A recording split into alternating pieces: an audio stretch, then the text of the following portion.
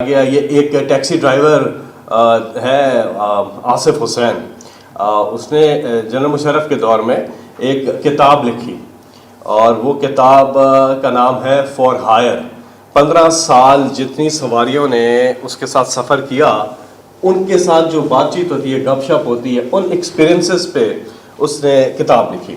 اب وہ کتاب پڑھیں آپ تو آپ کے اندر بڑا جذبہ پیدا ہوتا ہے۔ مفلسی ہے، غریب آدمی ہے، 5-6 بچے ہیں اور بڑی بری حالت میں، ٹیکسی اس کی جو گاڑی ہے بڑی بری حالت میں،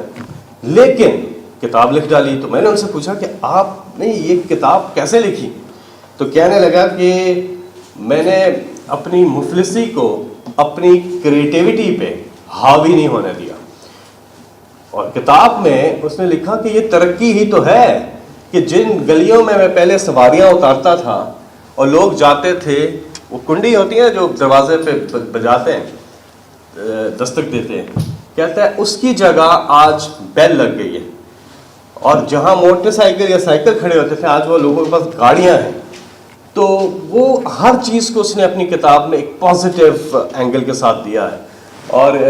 وہ کتاب ضرور پڑھیں کیونکہ اس سے انسان کے اندر بڑا جذبہ پیدا ہوتا ہے کہ بہت سی ایسی چیزیں ہیں جو ہم نہیں دیکھتے، اور اللہ کا خاص طور پہ تو یہ شکر ہوتا ہے نا، جب آپ اتنی چیزیں آپ کے پاس ہوں آپ ان کی قدر نہ کریں، ان کی بات ہی نہ کریں، تو یہ اصل میں تو یہ اگر ہم بات کریں گے، ان کی قدر کریں گے تو یہ اللہ کا شکر ادا کرنے کے مترادف ہوگا۔ پھر وہ کتاب جو ہے اس کو میں نے کہا کہ آپ نے پرنٹ کیسے کروائی اور اتنا خرچہ کیسے ہوا یہ وہ، تو اس نے کہا کہ ایک اٹیلین تھا جو میرے ساتھ گاڑی میں مجھے کہتا ہے مجھے ادھر سپر مارکیٹ میں ایک کتابوں کی دکان ہے، مسٹر بکس لے جاؤ مجھے۔